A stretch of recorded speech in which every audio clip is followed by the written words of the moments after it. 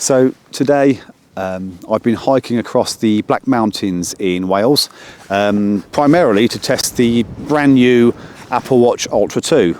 Now, as I'm out here, I'm also going to do a wild camp. Now, I'll do a very quick review on the MSR Hubba NX. Now, the Hubba NX is the one-man version of the tent. It's very lightweight, weighs in just over 1.1 kilos. Now, I bought this about 2 years ago. I've used it about 10 times. Been a great little tent, to be honest. It's very small, very light. I mean, it packs down to next to nothing at all. And as I say, weighs just over a bottle of water, a litre bottle of water. Okay, so let's get the tent set up.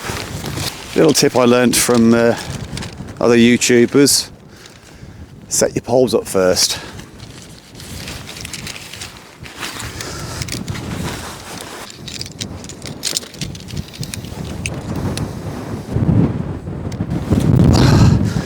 The ground's not particularly level here, so I might struggle tonight. A few things worth noting. The tent needs to be pitched inner first. Oh, I thought I forgot the pegs then.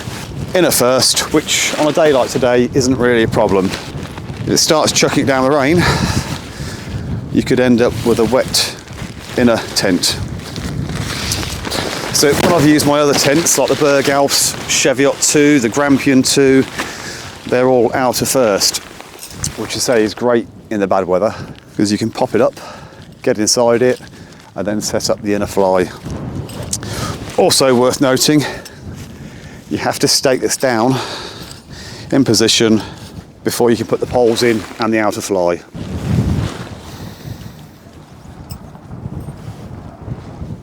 Now, because I can't set it up on a level bit of ground, I'm setting it feet low, head high. So I might slide down a little bit with my feet touching the inner fly throughout the night, but I'd rather that than my head.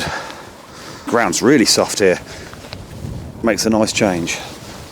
So when you're setting it up, make sure you've got the door set to the correct side that you want. Now, these little lugs basically fit into these eyes that we've just staked down.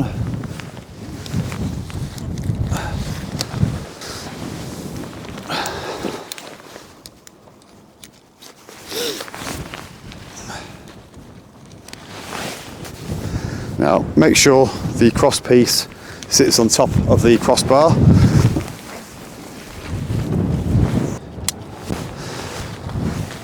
And then simply clip the inner fly to the frame. And then cue the wind, of course.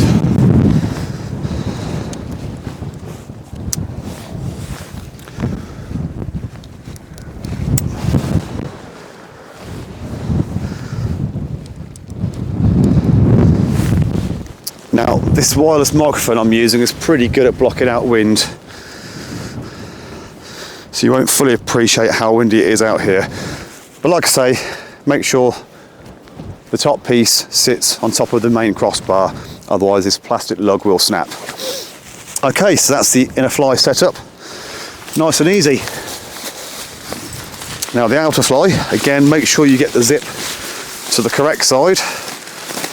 I've done this before and actually set it up the wrong side. Okay, here comes the wind.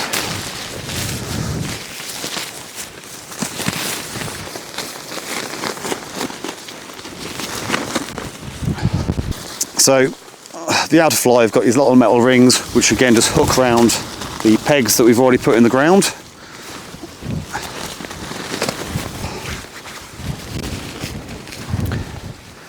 Now I've got to be very careful because I'm literally right by a sheer drop, so if I lose the inner or outer fly over there, I'm pretty much screwed for the night.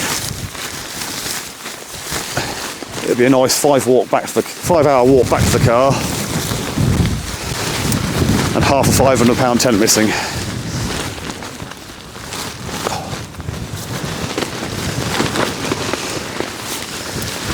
Now, underneath the outer fly are some, again, eyelets for the cross piece to go into. Because it's blowing a flipping gale, Easier said than done.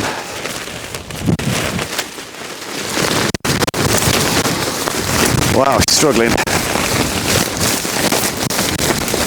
in this wind.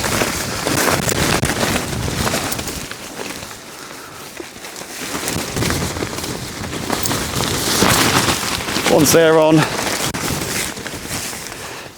down to the back end, exactly the same again. Hook the eyelets over the pegs you've already staked in.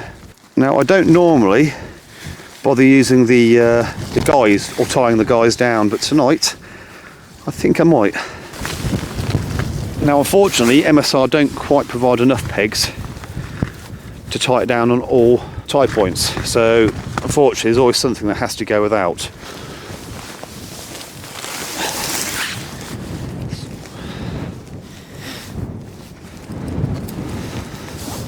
Now, all of these tabs,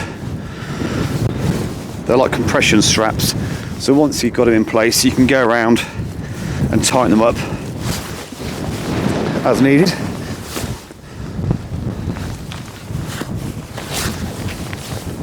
First time I've ever used this guy rope. Like I said, I've used this tent about 9 or 10 times before. Never had the need to use the guy lines, but like I say, with the wind as it is, I think we'll use them. What have I done here?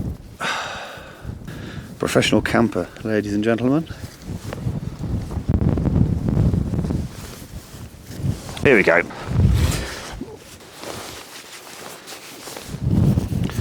So I've got 3 pegs left.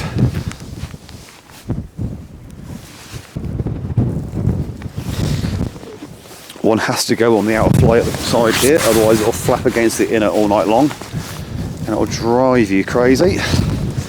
Got another guy rope here, which I will use.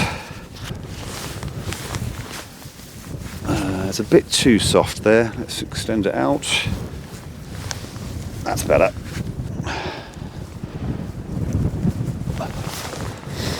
As I've only got 1 peg left, thank you MSR, I'm going to do it on this side here, which is facing the wind more.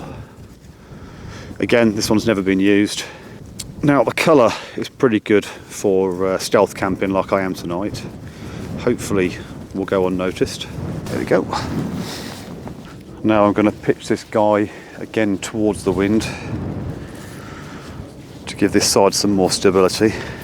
Now, the tent I normally use, which is my Berghaus Cheviot tent, it's a lot sturdier than this, but it weighs 3 times the weight, so there's always that trade-off.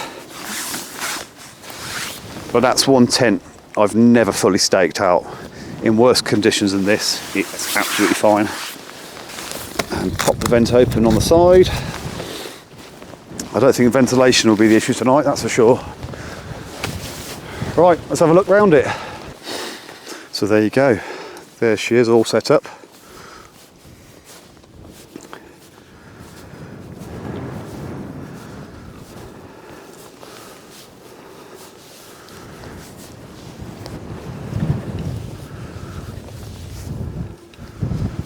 So let's take a look inside. Okay, so let's open her up.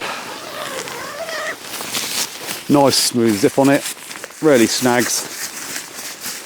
And then the outer fly door can be held back on this hoop and toggle. And then inside, double zip. Now this can also be rolled back and secured in place. And inside, it's quite a small tent. It's like a canvas coffin. And there we have it. Now literally, it's that wide, the tent. So I've got about that much space on the side of me. It's about 6.5 foot in length, and I'm just under 6 foot, so it's enough.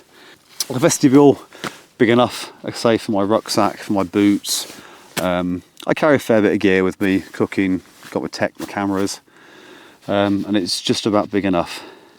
Now, there's no ground sheet for the vestibule, so if you've got water or running water coming through your vestibule, make sure all your gear is kept off the ground or kept in something waterproof like a dry sack.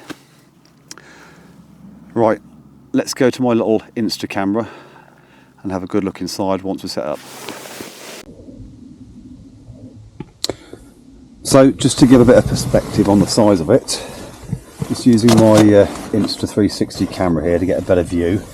That's basically a Thermarest Neo Air X-Therm inside, and as you can see it pretty much fills the footprint of the tent. So yeah, it's cosy in there, very, very cosy. So that's the tent all set up ready for tonight. I've got the sleeping pad and duvet all there ready to go. So sun setting, spot of tea and then bed, I think. I'll see you in the morning.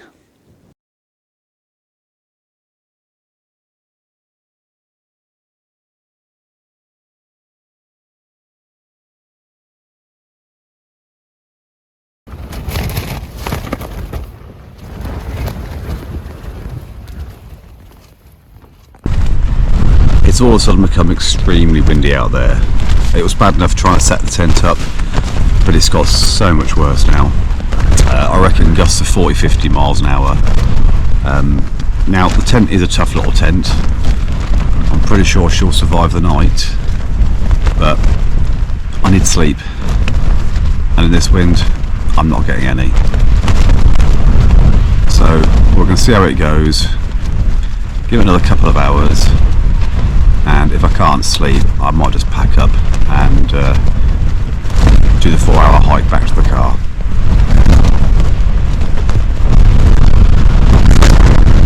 Jesus. Yeah, the sides keep pushing quite hard into me, and the outer fly is basically living against the inner fly, so yeah, it's not good. Well, we'll see what it gets on, and hopefully I'll see you in the morning.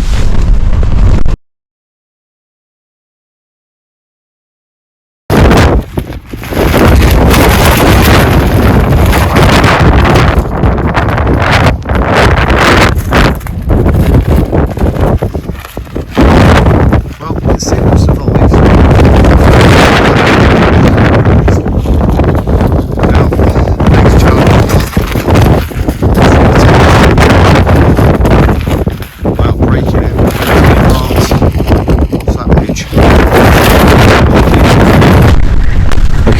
Another hour's passed, the wind's getting even worse. I'm really starting to worry this tent's not going to survive the night. So I'm going to start packing my stuff up inside the tent best I can.